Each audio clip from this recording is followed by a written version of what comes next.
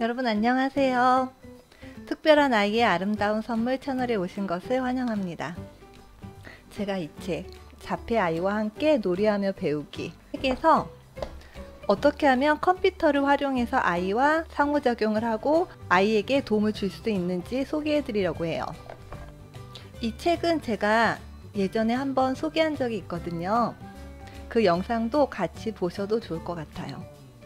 컴퓨터나 스마트폰의 경우에 활용하기에 따라 굉장히 유용한 도구가 될 수도 있고요. 잘못하면 아이 혼자 그 속에 빠져들게 하는 좋지 않은 도구로 활용될 수도 있거든요.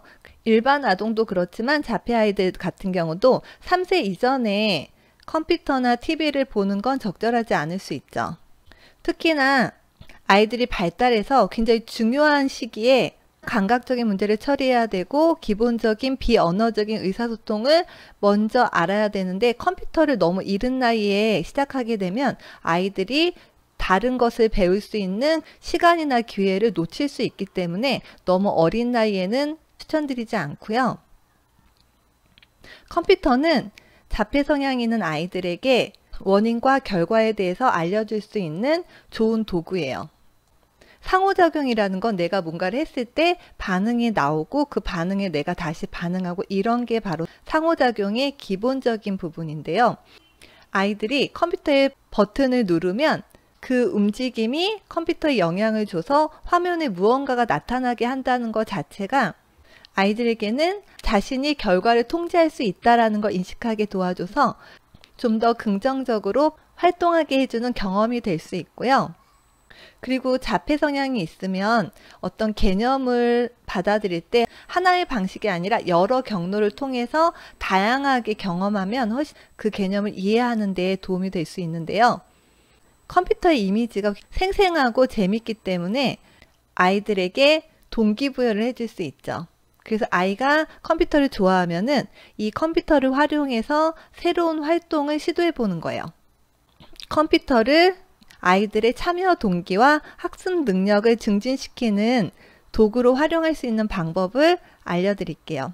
하나는 컴퓨터를 혼자 하는 게 아니라 누군가와 같이 하는 거라는 걸 아이가 인식하게 도와주세요. 특히 부모와 함께 하면 도움이 되겠죠. 그래서 만약에 그림 일과표를 사용한다면 컴퓨터 카드에 부모와 아이가 함께 컴퓨터를 하고 있는 모습을 담는 거예요.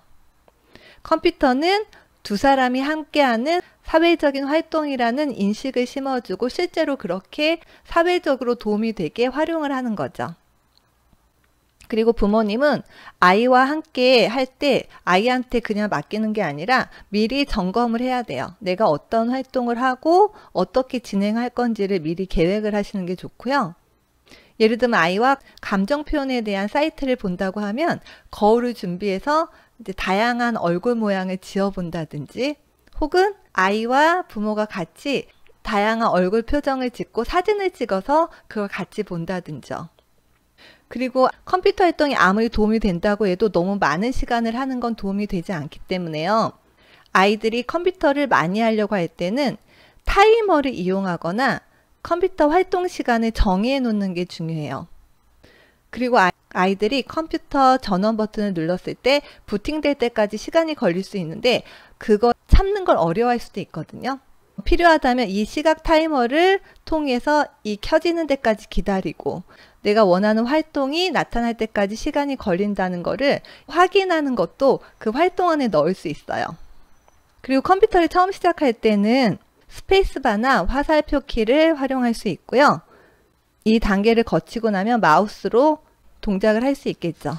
상호적인 게임을 할 수 있는 웹사이트를 소개하고 있는데요.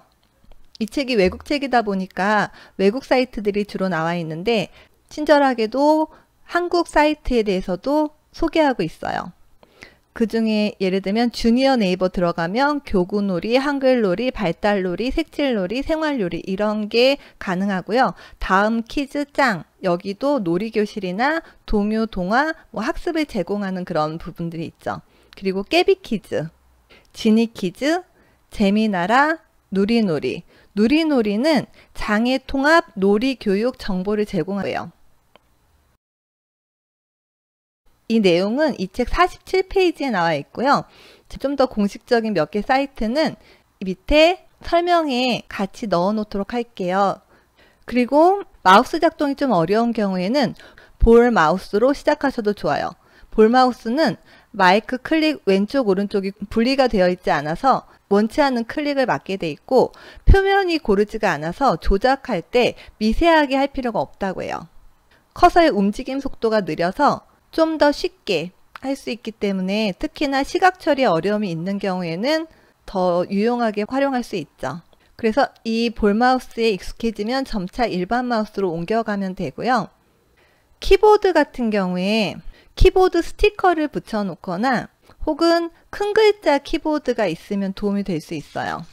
그리고 터치스크린 모니터, 손으로 그냥 누르면 되는 그런 모니터를 활용하는 것도 도움이 되겠죠. 볼 마우스나 터치스크린에 대한 것도 여기 제품이 나와 있긴 한데요. 검색 사이트에서 한번 검색해 보셔도 좋을 것 같고요. 그리고 컴퓨터 사용을 위해서 시각적인 촉진을 할 수 있거든요. 예를 들면은 이제 이런 그림들이 있어요.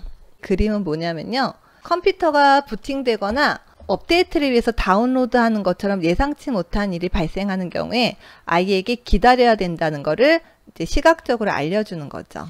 그리고 기다리는 동안 아이들이 참기가 어려울 수 있잖아요. 그럴 때는 아이들이 좋아하는 장난감을 주거나 이렇게 그림으로 표현해놨어요. 지금 보면은 찡그리는 얼굴 안 되고 웃는 얼굴로 기다리자 이런 거죠. 그래서 컴퓨터를 활용해서 아이의 상호작용이나 학습을 도와주는 방법을 간단하게 소개해 드렸고요. 함께 해주셔서 감사합니다. 다음에 뵙겠습니다.